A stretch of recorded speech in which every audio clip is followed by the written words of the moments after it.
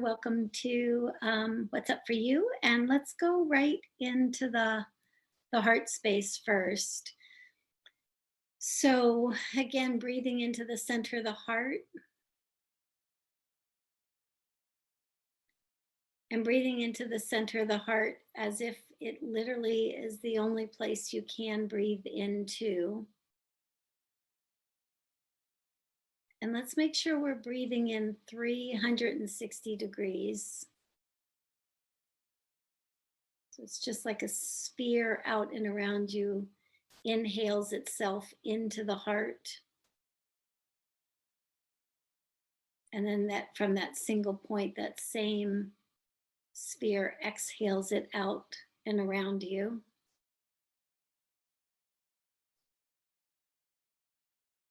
And as we breathe in this time, we're going to see, know, realize that all the different aspects of ourselves are being inhaled into the heart space. And as they're exhaled out from the heart space, they're transformed, they're transmuted, they're released in love and through love as the love that you actually are. Okay, and let's go ahead and one more deep, deep breath.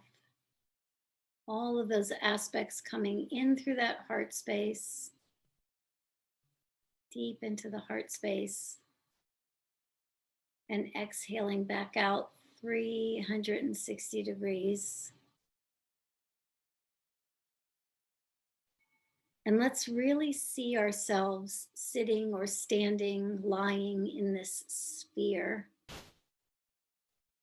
Let's see that there is this kind of protective bubble that is our own boundary. It is the boundary of our own totality.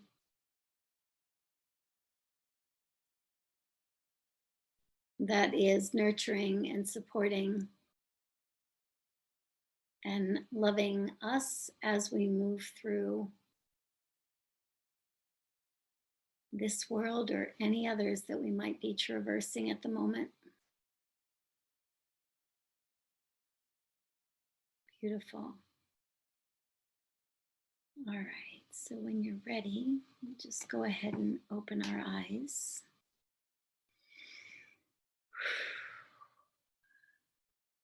There we go. So the waves of energy recently have been, they're always significant. I get tired of saying they're significant in many ways because they're ebbing and flowing all the time right now. But what I'm noticing personally is this energy has now made it far enough down into the body that it's literally like just trying to push, let's say, heavier vibrations, toxicities, things like that, out through the body. So that can be out through the heart, and there can be a little bit of heart racing. That can be out through the skin. There can be different things coming up on the skin or through the skin that might not have been there before.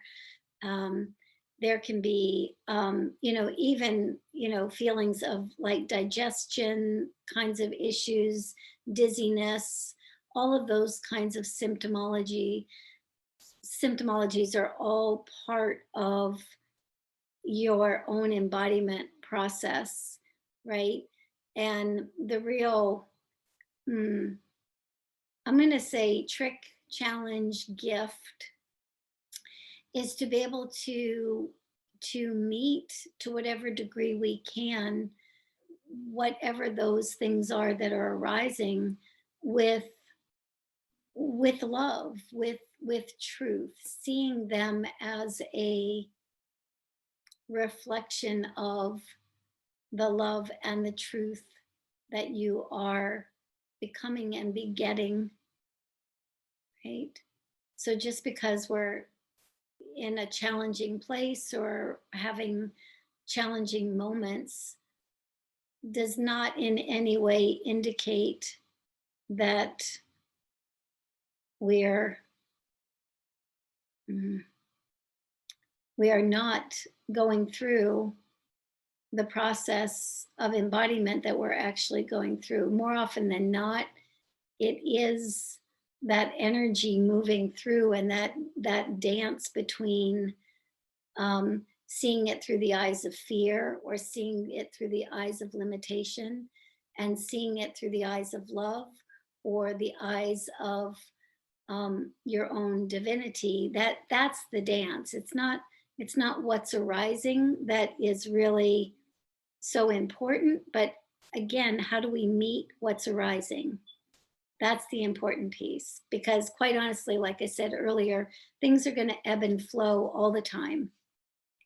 And we chose this lifetime, particularly in these moments, because we knew that things were going to be ebbing and flowing quite a bit, shifting, morphing, changing, altering complete systems, complete realities.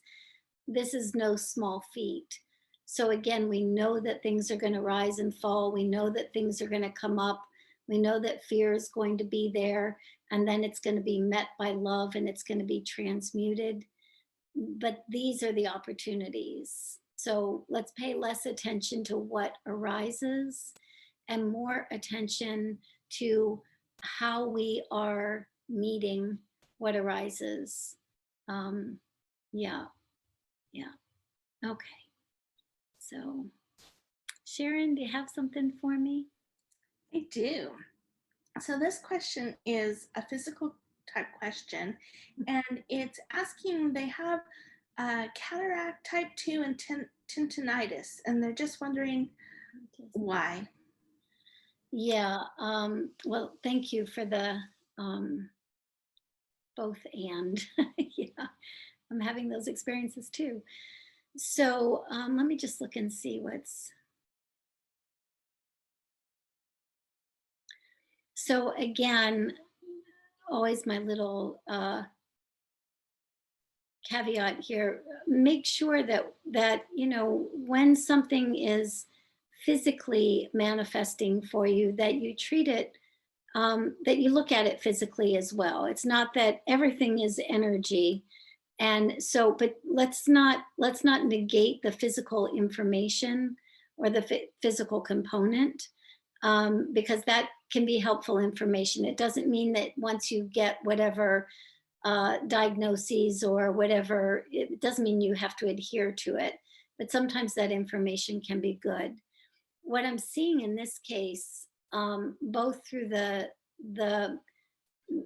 the fluctuations in the eyes, the cataracts, and also the tinnitus, it's like in both cases, what do you see in the world, and how do you see it? What have you seen, or what has your lens been on the human experience and your own experience within it? And and what is it attempting to become? So it's both through the hearing and through the sight. It's our old conditioning and the way in which we've perceived the world. Like, again, have we perceived the world through the eyes of fear? Have we heard, or drawn to us things that are more fear based? And again, no problem if we have or haven't, but can we now choose to start shifting that fear based experience that we were all imprinted with at one point? Can we shift that into seeing with the eyes of love, right? To realize or see with real eyes what's in front of us. We know that what is our conditioned reality was pretty much based in fear. It was based in separation, right? That's how we were all imprinted. But that's all breaking up right now. So, this opportunity to shift from that old reality into the new one is very evident. And like I say, it's shifting right down into the physical systems, the organs, the tissue, the blood. Um, so, yes, we want to check it out physically, where we have concern about it. And we also want to understand that energetically, something pretty massive is trying to shift here. So let's take the idea of a cataract. That cataract is going to obstruct our vision. It's going to, in many ways, it can be almost like a scab over the eye, the lens of the eye. And so again, it's like that scab represents the old reality, the old imprinting. And so what happens if with love, if with kindness, with compassion, if we just literally collect up that energy, right? And so we know with a scab, this is the way it's showing itself to me, with a scab or something like that, we're not gonna pull that thing off, we're not gonna rip it, we're not gonna do any of that. We're just simply going to soothe it, right? It's almost like you could put your hand over your eye and you could literally just send that old identity and the way that identity was created by others, you could just literally send it love, send it compassion, send it the support it needs to transform and to see with new eyes. Yep, same thing with the ear. If the ear is trying to ring into or move into a different frequency band, it's literally ringing using vibration to try to break up the old reality and move into the new one. So same thing, again, we can go into fear that these things are present, or we can use them as an opportunity to uh, reestablish and or realize the skill that lies within us. So we are love, right? First and foremost, that is what we are.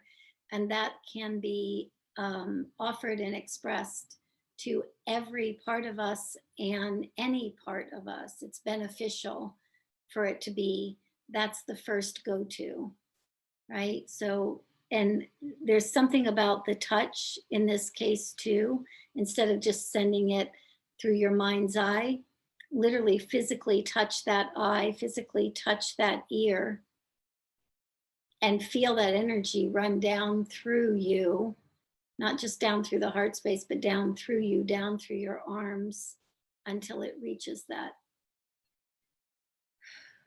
Yeah. And allow it to transform it. It's like we hear that love transforms all, but I think that we need a little bit of practice in believing it sometimes. So this gives us the opportunity to do just that. Yeah. All right. I hope that's helpful. Yeah. All right. This question I'm going to paraphrase because it's very long. Okay. But basically, what it is this person is having major itch in their hands, and there's a frustration to scratch, plus there's a needing and a desire to bring in creation to create a book. And they're not even sure how to channel that and bring it in, but their hands are showing them all kinds of Yeah. Literally itching to create, I'm itching to create. Yeah. So, all right, let me take a look here. So again, it's the creation, the itching to create has already been heard and recognized by the biggest part of you, by the totality of you. It's already it the various aspects of you that are stepping into creation mode or attempting to step into creation mode, they're activated is the best way I can say to you. the part that is itching, if you will, the part that is moving, is creating the itch, is the part of you, the aspects of you that are moving out, right? So again, as that old energy moves out, we want to be just as appreciative of the energy that's moving out as the energy that's moving in. You know, we have a tendency to really like, ooh, this next creative cycle, and it's going to be so amazing, and oh my gosh, wouldn't it be wonderful to be able to create this book? A lot of times we don't.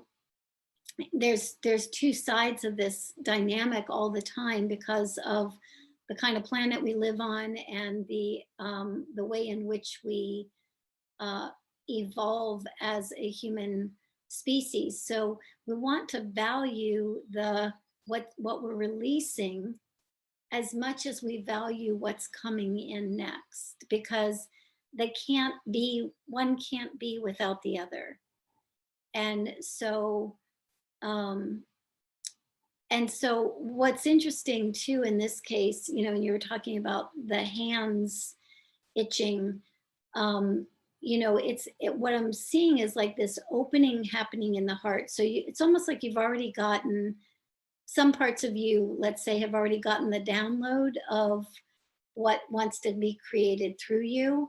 And it's almost like what you're showing me is like all like this big uh, body of information or energy comes right into the heart space, says this is what is available to be created, and as you say yes to that, it literally is pushing that energy out through the heart space, down the arms, right, out through the, literally out through the hands, out through the fingertips.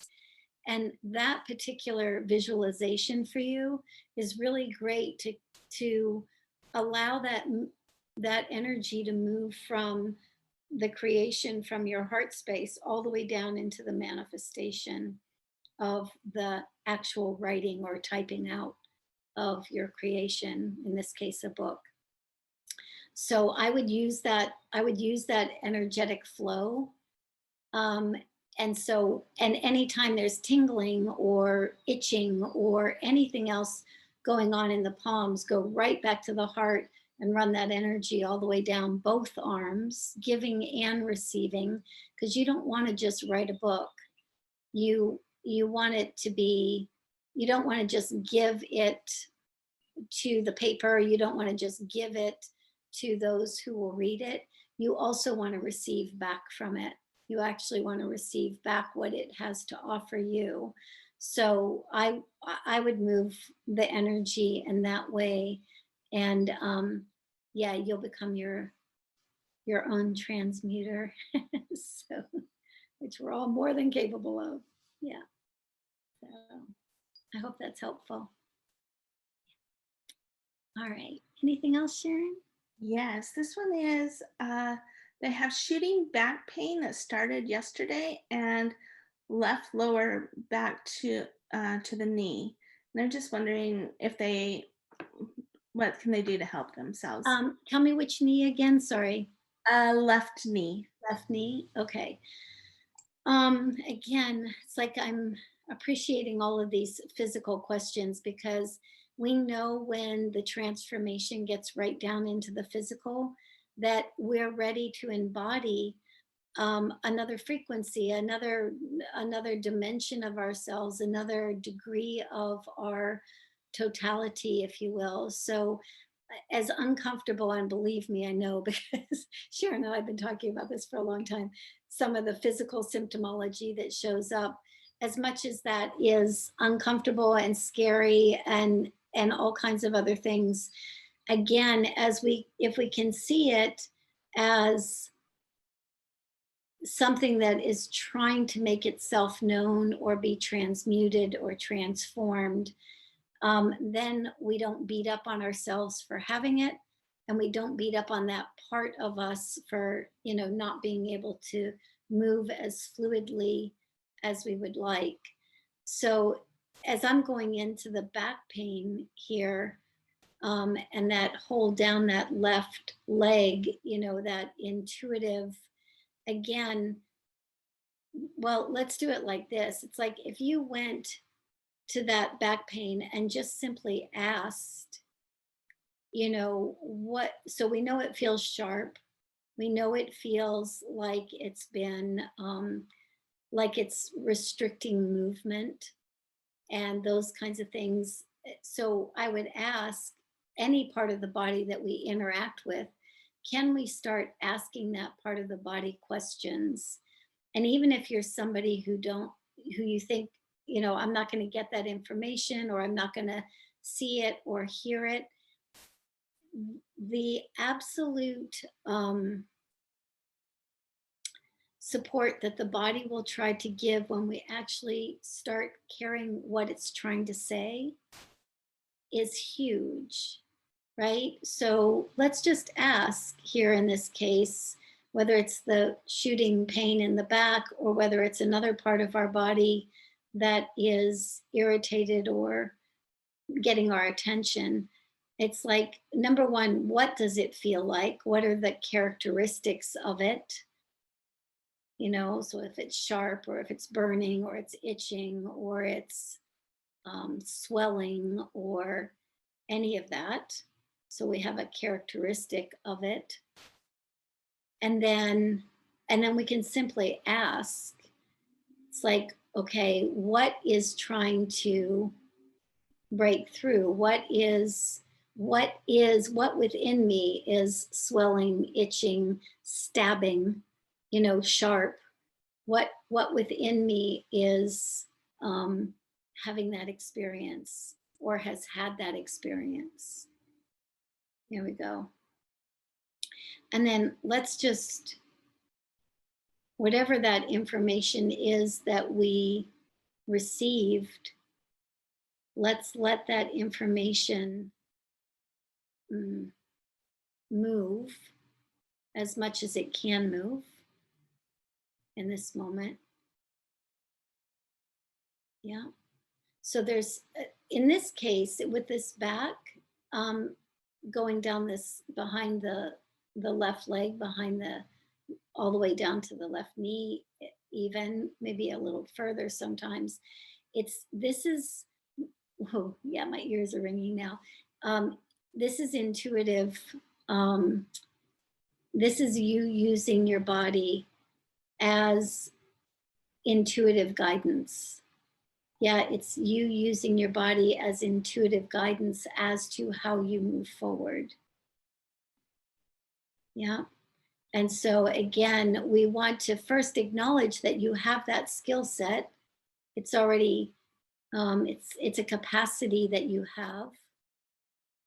And if you have that skill set and you start using that skill set, then one, you start getting the information about where you're wanting to go next, because that seems to be part of the dynamic here. And number two, once the body has gotten your attention and you know that you can receive intuitively through the body, then that energy can start to dismantle itself. It no longer would serve a purpose. Yeah. So the other thing here, just as a side note, that whole pelvic girdle for you, especially the back of the pelvic girdle and especially the left hip pelvic area, it's all part of the same thing. It's like all part of how do you find stability in your life by actually trusting your body instead of mistrusting the body. And the body is usually the last thing that we we finally come into and trust, and especially if there's been reason to be outside of the body, early in life. As we're coming back into it, it's almost like the body says, hey, we're going to have to establish a new relationship. We have to establish a relationship of trust. So, and that seems like what it's asking for here. So, hope that's helpful.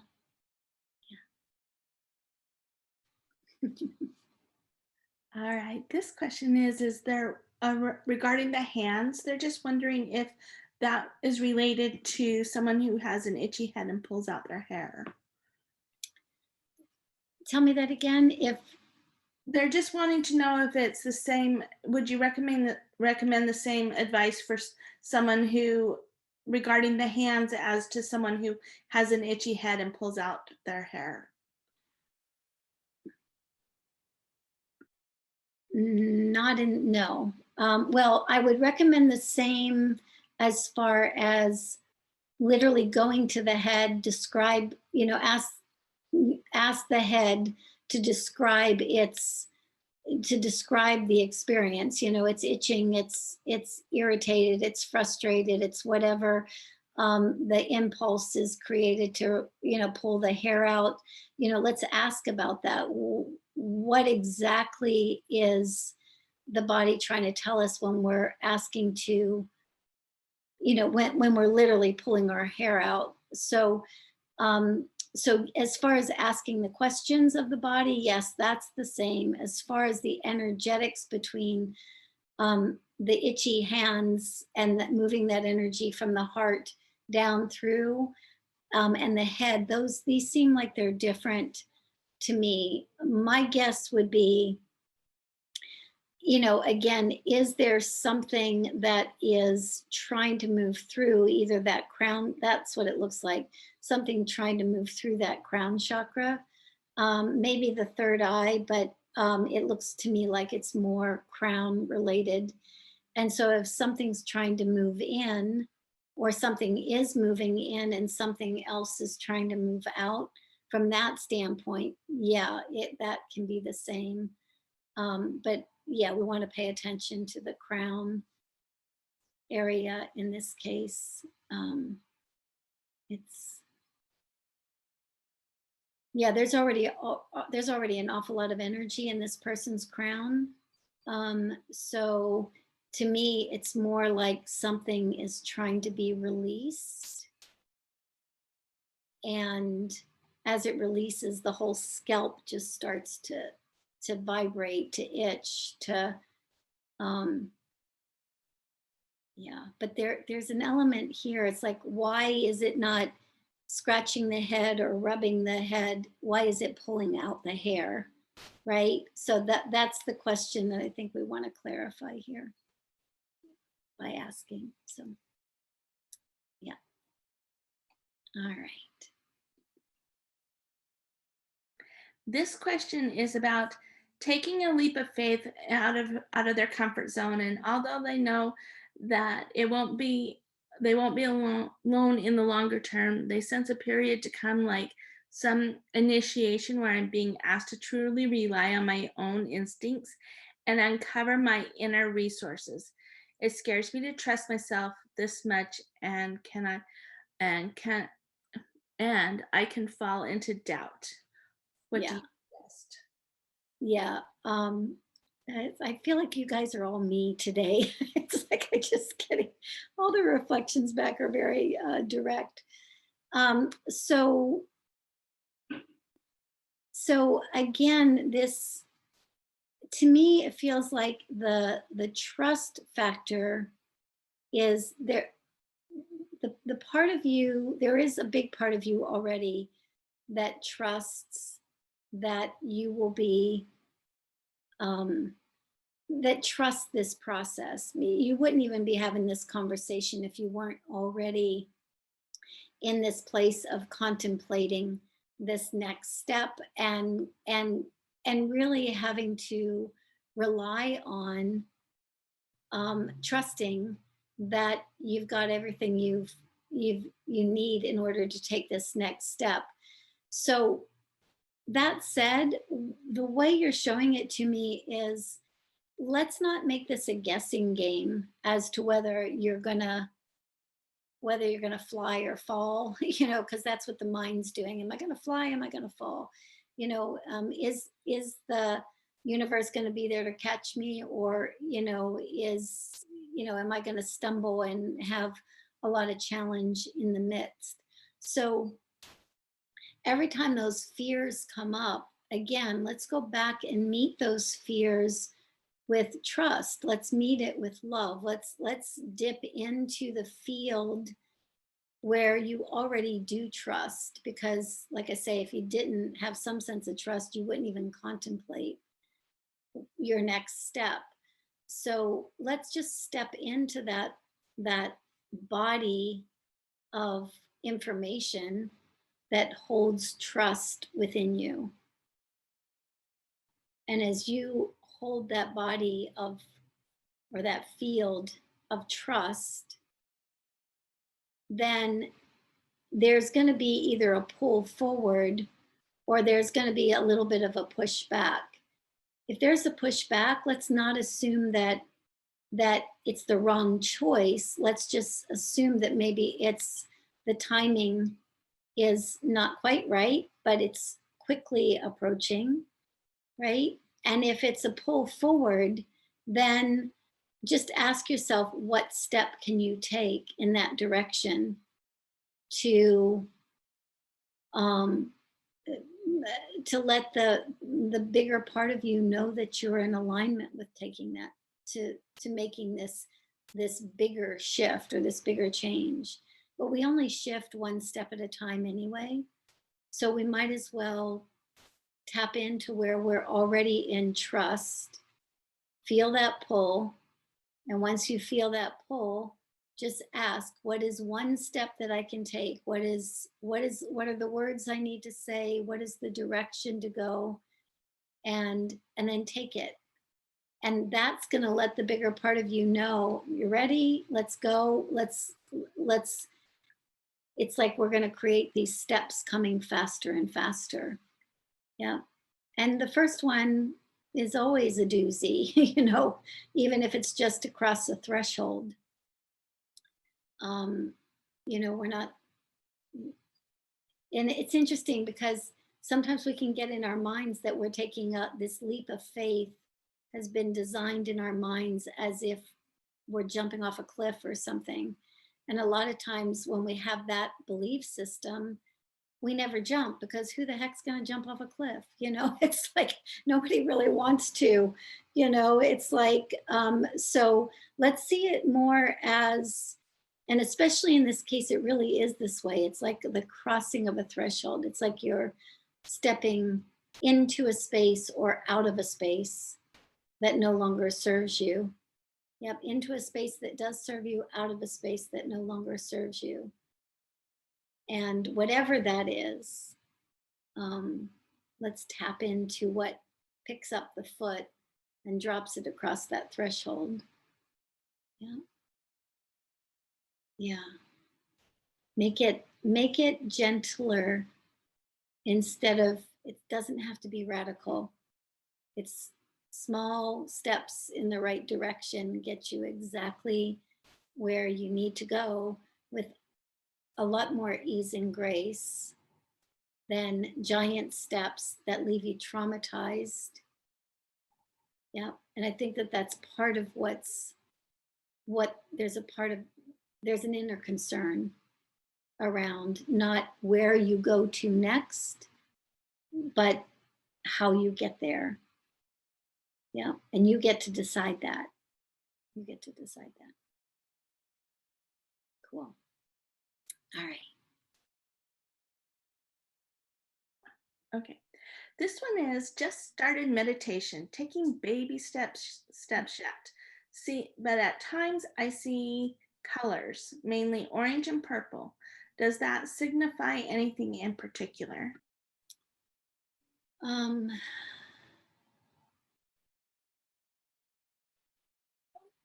Yes and no.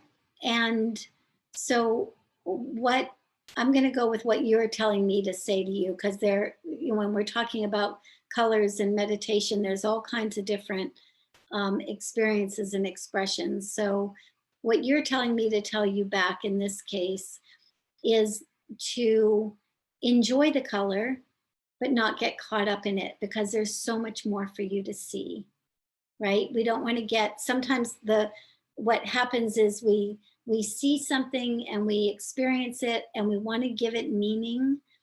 And in this case anyway, sometimes if we give it meaning, then we stop where we're actually going. It's like we get distracted by the pretty lights and whistles, yeah, that are going off in our own consciousness.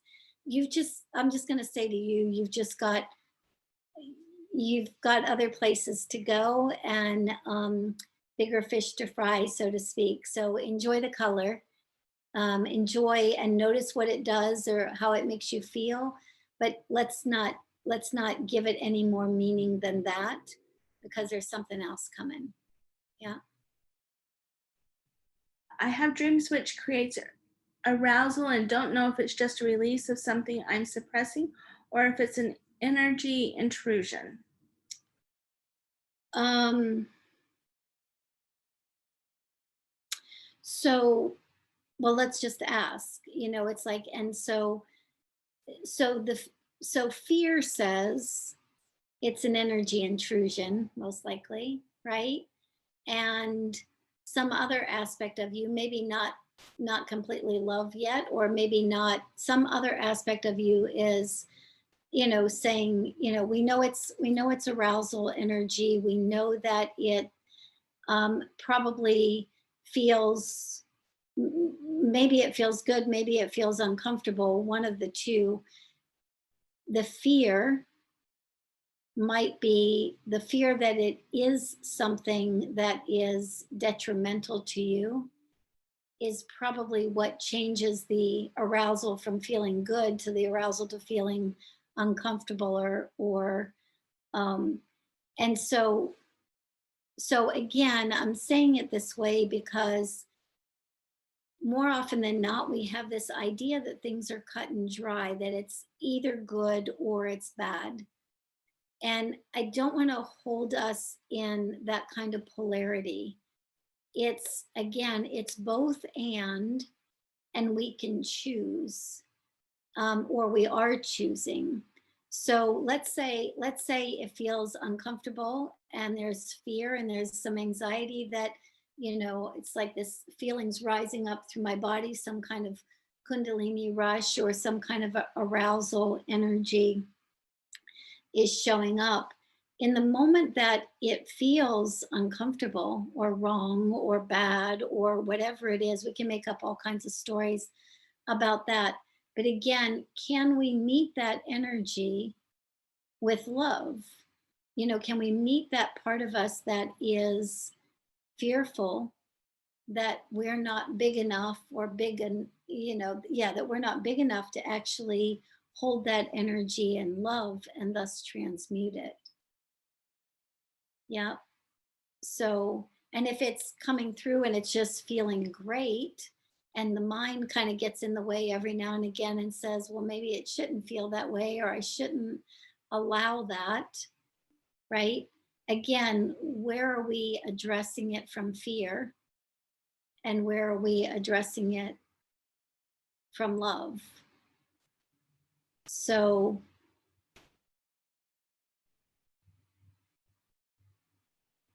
and it always happens the same way. We're always modulating between higher frequencies and lower frequencies. So let's hold whatever arises in truth, in love, in beauty, in grace. Let's choose to hold those fears in those fields and see what happens. Yeah. Because to me, it feels like you're trying to, your body and the energy that's moving through it is again trying to remind you of what you actually are, what you're actually capable of, right? So that it's not a black or white kind of situation. It's right or wrong, good or bad. It's, this is what's arising and I'm bigger than it. It's almost like an empowerment piece for you, is what it feels like. Yeah, it feels like it's coming from that sacral kind of area, you being empowered in who you are. And yeah, yeah, you're gonna like the results of that. of how you meet that and what it tells you about you. So cool. Okay. Uh, this one wants to know, why do I crave coffee and have more of it when I know it's not good for me? um, Good question. So many things on this planet that we take in, that we have been conditioned to believe that we need. We've been coffee, huge one, as far as, again, you've been imprinted over and over and over again. You've been advertised to, you've been, you name it. Cup of coffee just doesn't represent caffeine in the system. It represents so many other things. So again, what are, it might be a fun exercise to, write coffee at the top of a piece of paper and write down all the things that it means. Do you get coffee from your kitchen in the morning? Do you get coffee from one of the local, you know, um, shops? Where do you go to get coffee, and what does that mean? Where do you, yeah, what does that mean? And so the caffeine part of it, and the belief that the caffeine or something is needed in the body, that's just one little facet of it. So let's see all the different components of what makes up that experience of having coffee. And my guess is that there's one in there that you didn't even know that you were making important. you know um it's, yeah, sometimes, do you go and have coffee with people? Do you, what, again, what is that? There's just something in there that's well beyond the body's need for caffeine. um and I would explore that. And once you find that place, when you make that list and you kind of go, oh, you know what, I didn't even know that I was vested in that part of it. Sometimes it's just the smell. Sometimes the smell reminds you of a place, or it could be anything like that. But just once you see that plate, once you see that point, it'll stick out to you like a sore thumb, because it's not the one that it's not the reason that you thought it was.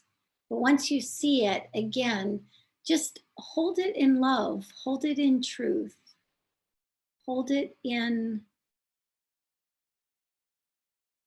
transformation. If you feel like it wants to be transformed, it will be. You hold it in love, you hold it in truth, it will be transformed, right? So again, we don't have to get into the why do I do this, because the minute we say, why do I do it, we're already wrong. You've already made yourself wrong. And that's probably the least helpful way to change from something that we're doing that we're not appreciating. We want to see what it has to offer us. So yeah, that's helpful. All right, that is it on questions. All right, we did pretty good on timing today. So, all right, let me see if there's anything else to share with you. And again, yeah, what I would say is, I mean, I know in my own experience, and I'll just share it with you as well. Our, again, our bodies, when our bodies are transforming, um, we need to pay attention to the body. Yep, um, the body is typically the last thing to really be loved. A lot of times we just kind of carry it around, and or sometimes we exercise it and we feed it well, or those kinds of things. And again, are we feeding it and exercising it in a way that actually is supportive of it? Or again, are we just trying to drag it through um, an experience? Are we just trying to make it be what we think it quote unquote should be based on conditioning? And we know that if we try to make it be something based on conditioning, it'll bark back, it'll yell back. Yeah. So again, let's just listen to it. Let's ask more questions than assume that we know. And again, if you're someone who feels like you're not going to get that information or whatever, just ask the body the question, spend some time with it, that part of it, or the whole body. Spend some time there, ask the question, and then back up away from receiving the answer. It's like you allow yourself to get it in a dream, to get it, you're sitting by somebody in a restaurant and you hear them talking about a particular issue, just like coming to this call tonight. In many ways, you've all answered a lot of my own questions. So we really want to, yeah, let's ask the body. Let's ask, ask, ask. And yeah, it just wants to be treated with love and respect and compassion. And then it will reflect the truth back to you. It'll let you know what's required and needed. Yeah. Okay. I think that's good. So we're just gonna do, let's go right into the heart space. I just one tone. We're just going to reverberate what we've picked up today, what we've learned or what we've remembered or what we've reconnected with.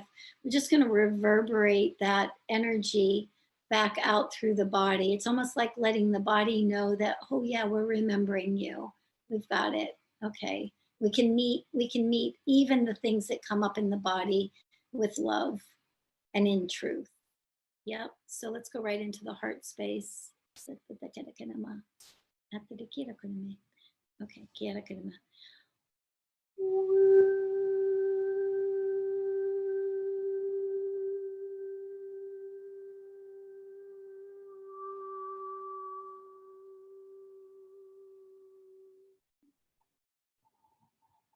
Nice deep inhale and exhale.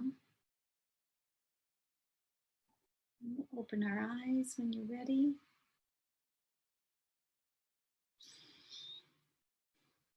And then just, yeah, there we go. And so just one more piece before we leave. Again, I know that we're fairly general on these calls as far as the information that's provided. If there's more specific detailed information that you're looking for, you definitely can come to, private sessions, or one of the monthly calls is always available too. Looks like a lot of you are already in that.